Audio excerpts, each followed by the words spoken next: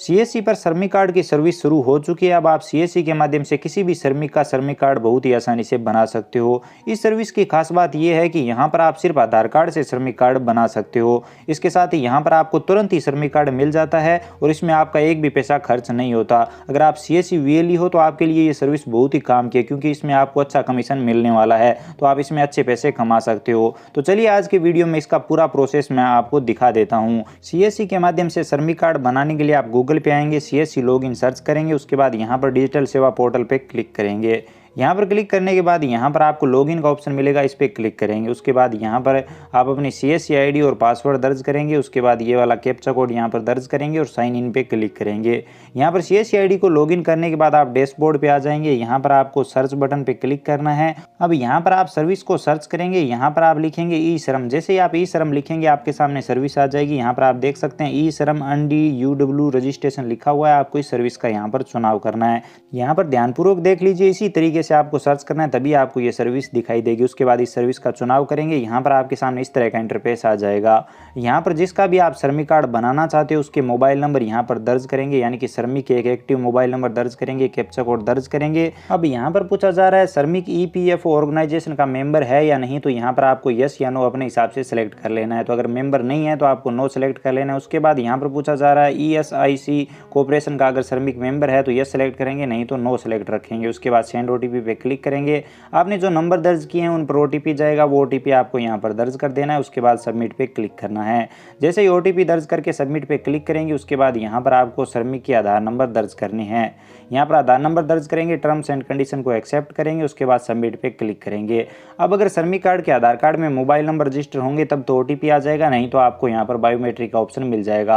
आप श्रमिक के बायोमेट्रिक ले सकते हैं। उसके बाद जैसे ही आप सबमिट पे क्लिक करेंगे यहाँ पर आपके रजिस्टर मोबाइल नंबर पर OTP आएगा, जो भी आधार कार्ड में मोबाइल नंबर रजिस्टर होगा। OTP दर्ज करेंगे, उसके बाद वैलिडेट पे क्लिक करेंगे। अब यहाँ पर जैसे ही OTP से आधार कार्ड को वेरीफाई करेंगे आपके सामने श्रमिक की सारी डिटेल आ जाएगी, यानी कि आधार कार्ड से ये डिटेल आ जाएगी। आपको डिटेल को वेरीफाई कर लेना है। यहाँ पर यह भी दिखाया जा रहा है कि इस आधार कार्ड के साथ कौन सा बैंक अकाउंट लिंक है, तो वो आप यहाँ पर चेक कर सकते हैं। उसके बाद यहाँ पर आपको continue to enter other detail पे क्लिक करना है। यहाँ पर आप देख सकते हैं आपको ये सभी स्टेप कंप्लीट करने होंगे श्रमिक कार्ड बनाने के लिए, तो यहाँ पर आप कंटिन्यू पे क्लिक करेंगे। अब यहाँ पर आपको श्रमिक की पर्सनल इन्फॉर्मेशन भरनी होगी। तो यहाँ पर जो आपने मोबाइल नंबर दर्ज किए हैं वो पहले से दर्ज किए हुए हैं। उसके बाद अगर आप एक और इमरजेंसी मोबाइल नंबर दर्ज करना चाहते हैं तो कर सकते हैं। ईमेल आईडी भी ऑप्शनल है, आप चाहें तो दर्ज कर सकते हैं।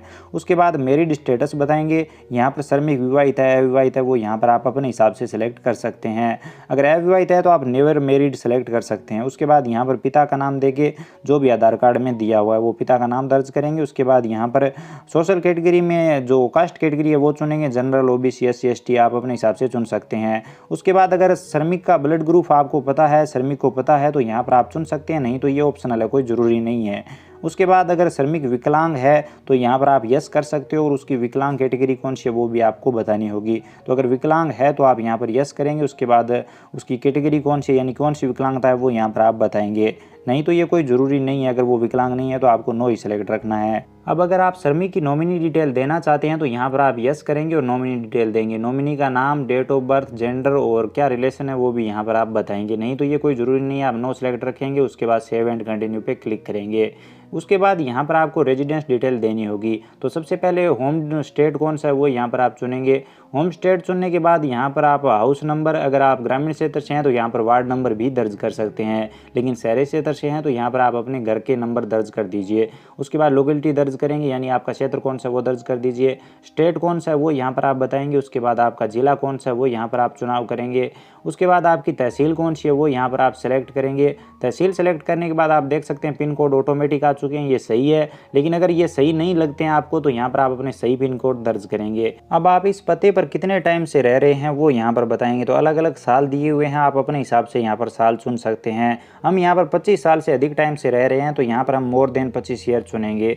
उसके बाद यहाँ पर आपसे पूछा जा रहा है क्या आप प्रवासी मजदूर हो। तो अगर आप प्रवासी मजदूर हो तो यहाँ पर आपको यस करना है। यस करेंगे तो आपने किस कारण से प्रवास किया वो भी यहाँ पर आपको बताना है। लेकिन अगर आप प्रवासी मजदूर नहीं हो, प्रवासी श्रमिक नहीं हो, तो यहाँ पर आपको नो सेलेक्ट रखना है। अब अगर आपका वर्तमान पता और स्थायी पता एक ही है तो यहाँ पर आप चेक बॉक्स पे क्लिक रखेंगे, नहीं तो आप इसे अनचेक करके आपका जो भी स्थायी पता है वो यहाँ पर आप दर्ज करेंगे। लेकिन अगर स्थायी पता और वर्तमान पता एक ही है तो यहाँ पर आप चेक बॉक्स पे क्लिक करेंगे, उसके बाद सेव एंड कंटिन्यू पे क्लिक करेंगे। अब यहाँ पर एजुकेशन डिटेल देंगे, श्रमिक कहाँ तक पढ़ा लिखा है तो वो यहाँ पर आप बताएंगे। अगर श्रमिक अनपढ़ है तो यहाँ पर आप अनपढ़ भी सिलेक्ट कर सकते हैं, नहीं तो आप जितनी भी पढ़ाई है वो बताएंगे। और एजुकेशन सर्टिफिकेट आप चाहें तो अपलोड कर सकते हैं, नहीं तो ये ऑप्शनल है।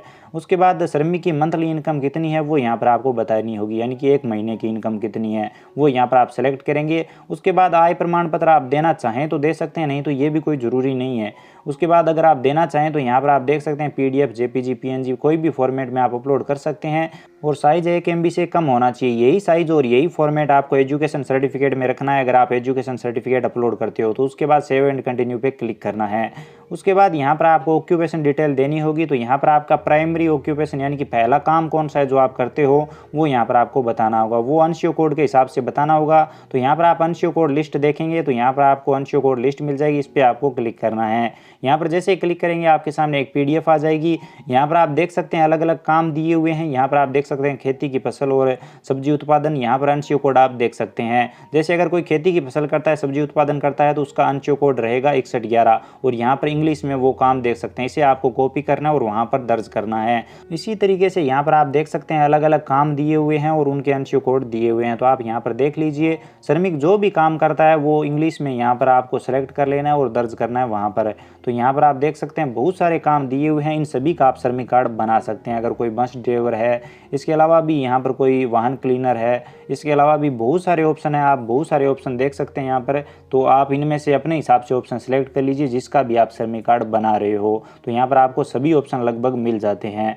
उसके बाद हम यहाँ पर पहला ऑप्शन खेती का सिलेक्ट करेंगे। तो हम यहाँ पर देखिए इस काम को कॉपी कर लेते हैं जो इंग्लिश में दिया हुआ है। तो इसे हम यहाँ पर कॉपी करेंगे। कॉपी करने के बाद आपको उसी पेज पे आना है। उस पेज पे आने के बाद यहाँ पर प्राइमरी ऑक्यूपेशन में वो पेस्ट कर देना है। तो यहाँ पर आप देख सकते हैं नीचे ऑटोमेटिक काम आ चुका है। उसके बाद आप चाहें तो यहाँ पर अंशीय कोड भी दर्ज कर सकते हैं।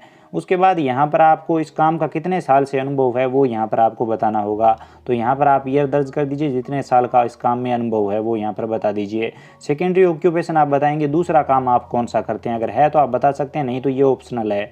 उसके बाद सेकेंडरी ऑक्यूपेशन में हम CSC सेंटर चलाते हैं तो हम ये वाला ऑप्शन सेलेक्ट कर लेते हैं। तो इसे हम यहाँ से कॉपी करेंगे। कॉपी करने के बाद वहाँ पर इसे पेस्ट कर देंगे। जैसे ही आप यहाँ पर पेस्ट करेंगे तो यहाँ पर आप देख सकते हैं नीचे ऑटोमेटिक ये काम दिखाई देगा, इसे सेलेक्ट कर लेंगे। जैसे इसके अंशीय कोड हम हटा देते हैं तो यहाँ पर आप देख सकते हैं ये नीचे ऑटोमेटिक आ जाता है, तो इसे हम सेलेक्ट कर लेंगे।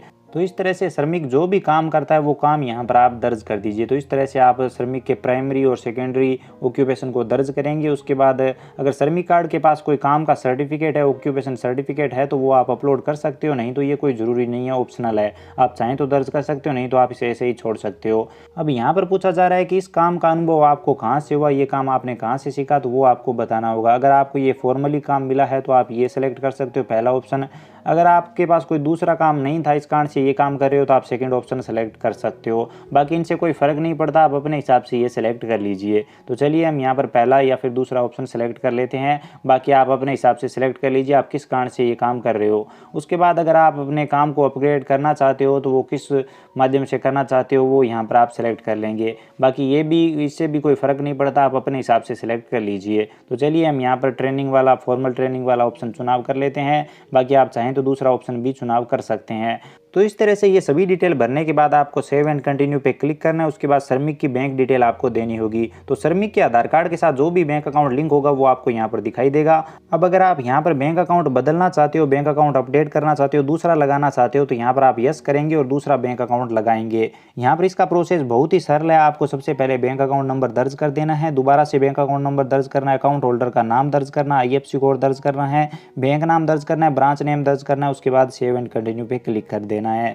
तो इस तरह से आप चाहें तो दूसरा बैंक अकाउंट भी यहाँ पर लगा सकते हो, नहीं तो आप नो करेंगे तो इससे आपका जो आधार कार्ड के साथ लिंक बैंक अकाउंट है वही यहाँ पर रहेगा। उसके बाद सेव एंड कंटिन्यू पे क्लिक करेंगे। अब यहाँ पर आपको श्रमिक का प्रीव्यू दिखाया जाएगा, यानी कि फॉर्म का कंप्लीट प्रीव्यू दिखाया जाएगा। प्रीव्यू चेक करेंगे, उसके बाद यहाँ पर चेकबॉक्स पे क्लिक करेंगे, सबमिट पे क्लिक करेंगे। उसके बाद आपने जो नंबर दर्ज किए उन नंबर पर ओटीपी जाएगा, वो ओटीपी आपको यहाँ पर दर्ज करना है।